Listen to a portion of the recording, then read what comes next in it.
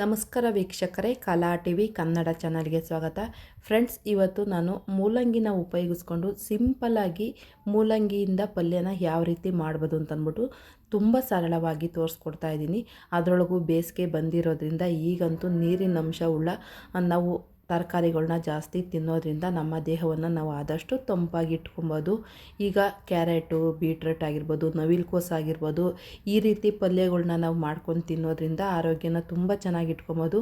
ನಾವು ಆದಷ್ಟು ಬೇಸಿಗೆಯಲ್ಲಿ ಜಾಸ್ತಿ ನೀರಿನ ಅಂಶ ಉಳ್ಳ ತರಕಾರಿಗಳನ್ನ ಉಪಯೋಗ ಮಾಡೋದ್ರಿಂದ, ಹಾಗೆ ಮನೇಲೇ ತಯಾರಿಸಿದ ಜ್ಯೂಸ್ಗಳನ್ನ ಕುಡಿಯೋದ್ರಿಂದ ನಮ್ಮ ದೇಹವನ್ನು ಬೇಸಿಗೆಯಲ್ಲಿ ನಾವು ತಂಪಾಗಿ ಇಟ್ಕೊಬೋದು. ಬನ್ನಿ, ಈಗ ಮೂಲಂಗಿ ಪಲ್ಯ ಮಾಡೋದಕ್ಕೆ ನಾನು ಮೂಲಂಗಿನ ತೊಗೊಂಡೋಗೋದಕ್ಕೆ ಅಂಗಡಿಗೆ ಬಂದಿದ್ದೀನಿ. ಇದು ನಮ್ಮ ಅಂಗಡಿನೇ. ನಾನು ನೋಡಿ 1 kg ಮೂಲಂಗಿನ ಇದರೊಳಗೆ ಆರಿಸ್ಕೊತಾ ಇದ್ದೀನಿ. ಇದನ್ನು ತೊಗೊಂಡು 1 kg ಮೂಲಂಗಿ ತೊಗೊಂಡು ತುರಿದು ಇಟ್ಕೊತೀನಿ. ಮೂಲಂಗಿ ತುರಿದಿರೋ ವಿಡಿಯೋ ನಾನು ತೋರ್ಸೋಕ್ಕಾಗಿಲ್ಲ, ಹಾಗಾಗಿ ಅಂಗಡಿಲಿರೋ ಮೂಲಂಗಿನ ನಾನು ತೋರಿಸಿದ್ದು. ಈಗ ಸ್ಟವ್ ಮೇಲೆ ಬಾಣಲೆ ಇಟ್ಕೊಂಡು ಎಣ್ಣೆನ ಸೇರಿಸ್ಬಿಟ್ಟು ಸಾಸಿವೆ ಮತ್ತು ಜೀರಿಗೆನ ಸೇರಿಸ್ಕೊತಾ ಇದ್ದೀನಿ ಮೂಲಂಗಿ ಪಲ್ಯ ಮಾಡೋದಕ್ಕೆ. ಈಗ ಸಾಸಿವೆ ಸಿಡಿತಾ ಇದೆ, ಕಡಲೆಬೇಳೆ ಹಾಗೆ ಇದರ ಜೊತೆಗೆ ಉದ್ದಿನಬೇಳೆನ ಹಾಕ್ಕೊತಾ ಇದ್ದೀನಿ.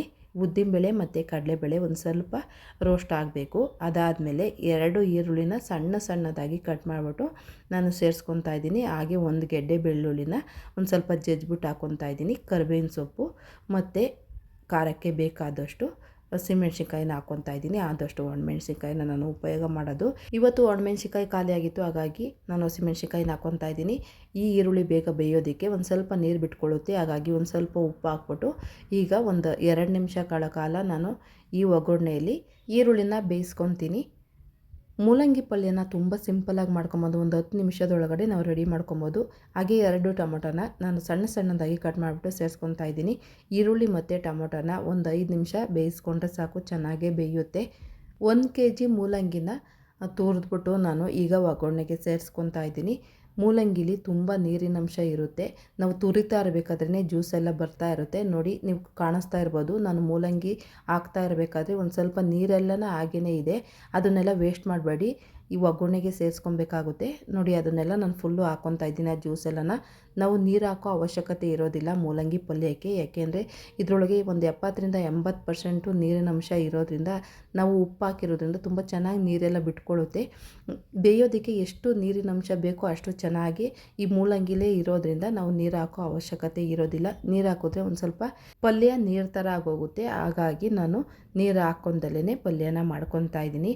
ಮೂಲಂಗಿ ಒಂದು ಸ್ವಲ್ಪ ಸಪ್ಪೆ ಇರೋದ್ರಿಂದ ಒಂದು ಸ್ವಲ್ಪ ನಾವು ಬೇರೆ ಪಲ್ಯಗಳು ಮಾಡಬೇಕಾದ್ರೆ ಖಾರ ಎಲ್ಲನ ಎಷ್ಟು ಹಾಕಿರ್ತೀವೋ ಅದಕ್ಕಿಂತ ಒಂದು 2-3 ಮೆಣಸಿನ್ಕಾಯಿನ ಜಾಸ್ತಿ ಸೇರಿಸ್ಕೊಬೇಕಾಗುತ್ತೆ.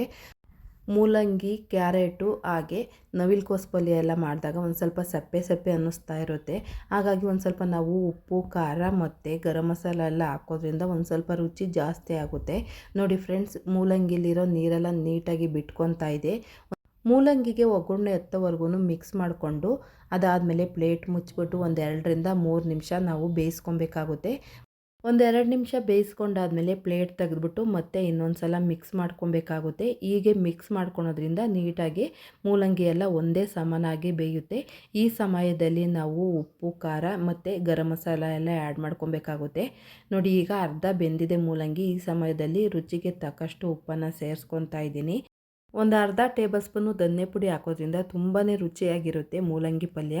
ಈಗ ಒಂದು ಅರ್ಧ ಟೇಬಲ್ ಸ್ಪೂನು ಧನ್ಯ ಪುಡಿನ ಸೇರಿಸ್ಕೊಂಡು ಹಾಗೆ ಒಂದು 1/4 ಟೇಬಲ್ ಸ್ಪೂನು ಗರಂ ಮಸಾಲಾನ ಸೇರಿಸ್ಕೊತಾ ಇದ್ದೀನಿ. ಒಂದು ಅರ್ಧ ಚುಪ್ಪು ತೆಂಗಿನಕಾಯಿನ ತುರಿದ್ಬಿಟ್ಟು ಹಾಕ್ಕೊತಾ ಇದ್ದೀನಿ.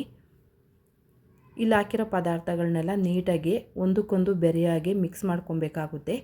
ಗರಂ ಮಸಾಲ ಮತ್ತು ಇಲ್ಲ ನಾವು ಉಪ್ಪು ಹಾಕಿದ್ದೀವಲ್ಲ, ಉಪ್ಪೆಲ್ಲನ ಎಲ್ಲದಕ್ಕೂ ಹೊಂದ್ಕೊಳೋ ಹಾಗೆ ನಾವು ನೀಟಾಗಿ ಮಿಕ್ಸ್ ಮಾಡ್ಕೊಬೇಕು.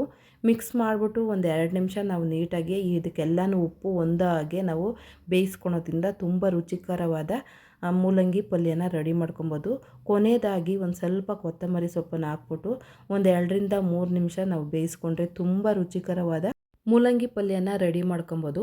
ಈಗಂತೂ ಬೇಸಿಗೆ ಆಗಿರೋದ್ರಿಂದ ತುಂಬ ಸಿಂಪಲ್ಲಾಗಿ ಈ ರೀತಿ ಜಾಸ್ತಿ ನೀರಿನಂಶ ಉಳ್ಳ ತರಕಾರಿಗಳನ್ನ ನಾವು ತಿನ್ನೋದ್ರಿಂದ ದೇಹನ ತುಂಬ ತಂಪಾಗಿ ಇಟ್ಕೊಬೋದು. ನೋಡೋದ್ರಲ್ಲ ಫ್ರೆಂಡ್ಸ್, ಇಷ್ಟು ಸಿಂಪಲ್ಲಾಗಿ ಸರಳವಾಗಿ ನಾವು ಮೂಲಂಗಿ ಪಲ್ಯನ ಮಾಡ್ಕೊಬೋದು ಅಂತಂದ್ಬಿಟ್ಟು ನಾನು ಈ ವಿಡಿಯೋದಲ್ಲಿ ನಿಮ್ಮ ಜೊತೆ ಹಂಚ್ಕೊಂಡಿದ್ದೀನಿ. ಈ ವಿಡಿಯೋ ನಿಮ್ಮೆಲ್ಲರಿಗೂ ಇಷ್ಟ ಆಗಿದೆ ಅಂತ ನಾನು ತಿಳ್ಕೊತಾ ಇದ್ದೀನಿ. ಮಧುಮೇಹಿಗಳಿಗೆ ಇದೊಂದು ಒಳ್ಳೆಯ ಆಹಾರ ಅಂತಲೇ ಹೇಳ್ಬೋದು. ಮೂಲಂಗಿ ಪಲ್ಯ ಚಪಾತಿಗೆ, ರೊಟ್ಟಿಗೆ ಮತ್ತು ಊಟದ ಸಮಯದಲ್ಲಿ ನಾವು ಪಲ್ಯವಾಗೂ ಸಹ ಉಪಯೋಗ ಮಾಡ್ಬೋದು. ಇವತ್ತು ಮೂಲಂಗಿ ಪಲ್ಯನ ತುಂಬ ಸಿಂಪಲ್ಲಾಗಿ ಮಾಡಿ ತೋರಿಸಿರ್ಬೋದು, ಆದರೆ ಇದು ಆರೋಗ್ಯಕರವಾದ ಒಂದು ರೆಸಿಪಿ ಅಂತಲೇ ಹೇಳ್ಬೋದು. ತುಂಬ ಆರೋಗ್ಯಕರವಾದ ಒಂದು ರೆಸಿಪಿ. ಈ ವಿಡಿಯೋ ನಿಮ್ಮೆಲ್ಲರಿಗೂ ಇಷ್ಟ ಆಗಿದೆ ಅಂತ ನಾನು ತಿಳ್ಕೊತಾ ಇದ್ದೀನಿ. ಇಷ್ಟ ಆಗಿದ್ದರೆ ಕಲಾ TV ಕನ್ನಡ ಚಾನಲ್ನ ಸಬ್ಸ್ಕ್ರೈಬ್ ಮಾಡ್ಕೊಳ್ಳೋದ್ರ ಮೂಲಕ ನನಗೆ ಸಪೋರ್ಟ್ ಮಾಡಿ. ಹಾಗೆ ಈ ವಿಡಿಯೋಕ್ಕೊಂದು ಲೈಕ್ ಕೊಡಿ. ನಿಮ್ಮ ಅನಿಸಿಕೆ ಅಭಿಪ್ರಾಯನ ಕಾಮೆಂಟ್ ಮೂಲಕ ವ್ಯಕ್ತಪಡಿಸಿ. ಈ ವಿಡಿಯೋ ಹೇಗೆ ಬಂದಿದೆ ಅಂತಂದ್ಬಿಟ್ಟು ನಿಮ್ಗೆ ಗೊತ್ತಿರೋರಿಗೆ, ನಿಮ್ಮ ಹಿತೈಷಿಗಳಿಗೆ ಈ ವಿಡಿಯೋನ ಶೇರ್ ಮಾಡೋದ್ರ ಮೂಲಕ ನನಗೆ ಸಹಾಯ ಮಾಡಿ.